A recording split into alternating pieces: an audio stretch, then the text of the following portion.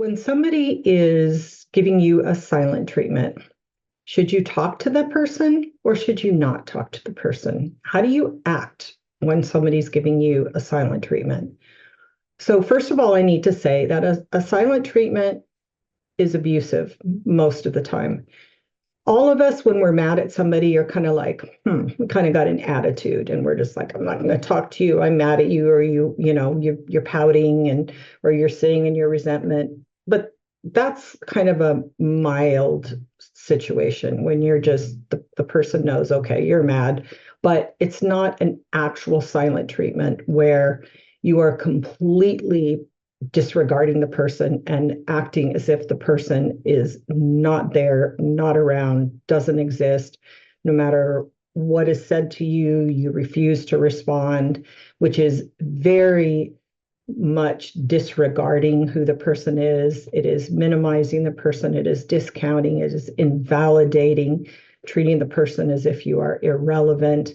It is abuse when you treat somebody that way, especially when you do that for a very long period of time, when you're doing it because a person hasn't given into a demand or has done something that you've decided is not okay. And often with the abuse, it's something that you've done that's not really wrong. It's literally the person is doesn't like the way you responded or is punishing you for no reason just to kind of have power over you or control or show you, hey, I can do this, can do anything I want, or to push you down and to make you feel less than, to make you feel lose your confidence and to feel like you don't have any power in the relationship, and just to let you know, look, I can do this to you. I have control over you, and I can make you feel small and irrelevant and hurt you anytime I want to, anytime you don't please me. That's a lot of what's behind the silent treatment is I'm going to teach you a lesson and I'm going to punish you. So that's different than the time that you're just kind of a little bit mad and you're just kind of the person knows why you're mad. Maybe you've even told the person why you're mad. So the question is, do you talk to the person who's giving you the silent treatment or do you not? Do you speak or not speak in the silent treatment? And let's talk about that. So I'm going to say the answer to that question is summed up in this. What is best for you?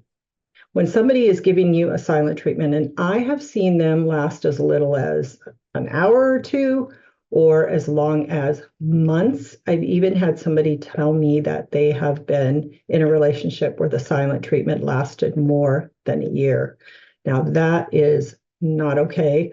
I knew one woman who did not recognize that her relationship was abusive because her husband flat out did not talk to her, did not engage with her at all, did not respond to her, did not ask her how her day was, didn't bring up conversation, didn't treat her, didn't discuss things with her, and literally would turn sideways walking down the hall so he didn't accidentally touch her. There was obviously no intimacy in that relationship. That is abuse. That is not okay. And that is incredibly, incredibly difficult to live with and very, very bad for you. So, in a silent treatment, what do? Here's some choices. One, act normal. You can act as if everything is the same and the person's not doesn't answer you. You can talk to that person and you can go about your life. You can go to your job, get up in the morning, do what you would normally do. If you normally fix the person coffee, fix the person coffee. If you normally offer the person breakfast, you offer the person breakfast. If you normally would say, have a good day, you say, have a good day. You just do everything you would normally do.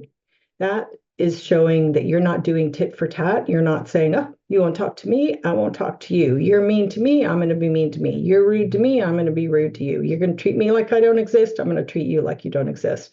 So you can just, if that makes you feel better, that you're just acting like everything's normal. Now, that is not denying, when you act as if, that is not denying what's really going on. You are not pretending everything is okay.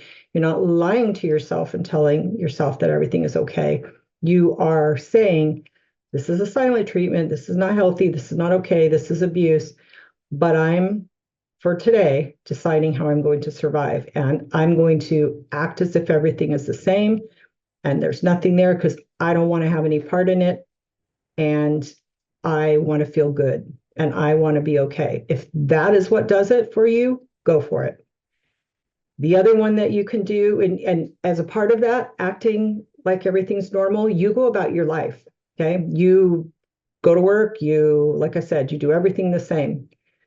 The next thing is you can act, next option is to act detached. You act as if you are, make sure that you're acting as if you're okay.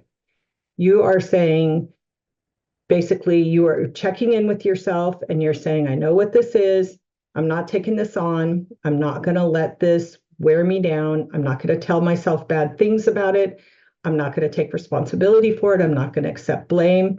I'm not going to allow the disregard and the discounting that's coming my way to cause me to lose confidence or to cause me to lose just self-esteem. I'm not going to let it affect me. I'm going to stay detached from it and recognize that's a choice this person makes because this person is abusive, this person is toxic, this person is manipulative, this person is narcissistic, and I'm not going to take this on. It's like putting up a shield. Like this is person's doing this silent treatment. I'm not going to let it harm me. Now, quite honestly, it does harm you. It is not okay for somebody to disregard you. It does cause stress within you. But when you use detachment, you can take care of yourself by separating from it and not take it all on. You definitely want to, so you ask yourself, if I were okay and not affected by this, what would I be feeling? What would I be doing? What would I be thinking? And you say to yourself, I would be going about my day. I would go out and do my errands and I would go to my work and I would be focused on my work and I would be enjoying my work and I would go to dinner with my friend as was planned and I would have a good time. And I wouldn't be trying to figure out, oh my gosh, what caused this? Was it my fault? Did I cause it? I wouldn't be trying to figure out the whole relationship and spinning my head and keeping myself obsessed with trying to fix this and change it. I would just, that's how I would be detached. That's how I would be if I were detached in the middle of a silent treatment. That's where my detachment would go is, and I wouldn't try to force that person to talk to me because my forcing the person to talk to me would be the opposite of detachment for me. It would be trying to fix the problem, trying to force the person to be different, trying to keep myself from feeling uncomfortable and trying to stop it. Okay, so when you're then the next one is you could say to yourself, okay, how do I take you? Just focus on taking care of yourself. And that's always important, no matter what's going on in a dysfunctional relationship. But when the silent treatment is going on, you want to double down on that. You want to give yourself a double or triple dose of self-care, which means it might be, I'm not going to be here as much as I normally am. Instead of fixing dinner, I'm just going to go buy something and put it out on the table. And then I'm going to go take a walk. I'm going to run, visit my mom. I'm going to go see my dad. I'm going to go shopping. I'm going to go do my computer work at a coffee shop or, whatever you need to do for self-care that helps you is good to do. So self-care, and that could be more friends, it could be more Bible study, it could be going to church during the week when you normally don't, whatever it is that you need to do. Could be going back to a therapist, or going back to adding in an extra 12-step support group meeting, whatever it is that you need to do for self-care.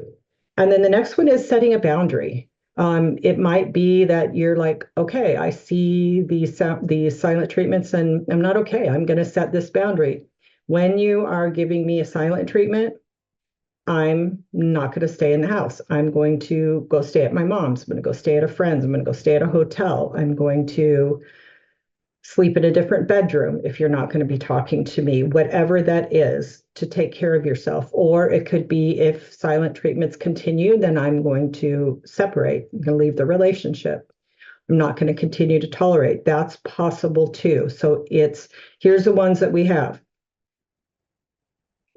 Act normal, okay, like everything's fine, not pretending, acting normal for your own sanity, making sure you're acting detached, okay, choosing to interact or not interact, to choosing to talk or not talk, like, hey, did you have a good day? How was work? Would you like some coffee? Would you like dinner? What would you like for me to do? And if the person doesn't respond, you don't blow up on them. You just let it drop, right?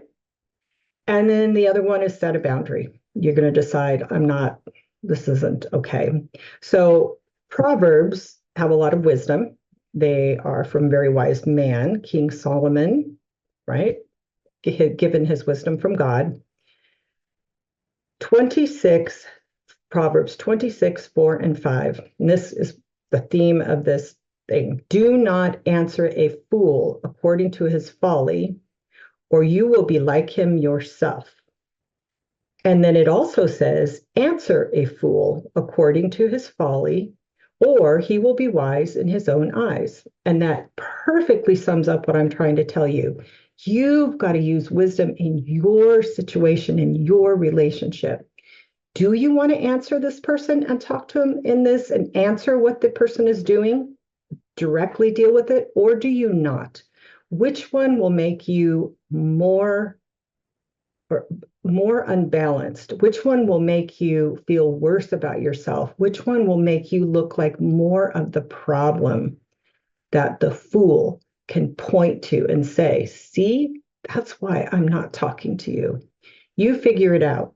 What is best for you during that silent treatment?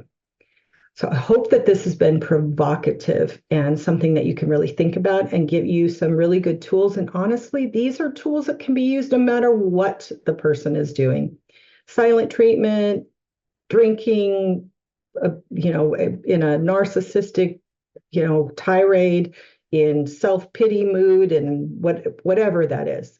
You can use this, but specifically thinking about applying that to in a silent treatment. So thank you for watching, and I hope that you will watch more. And I look forward to seeing you in one of my classes. I would love to meet you. Okay, God bless.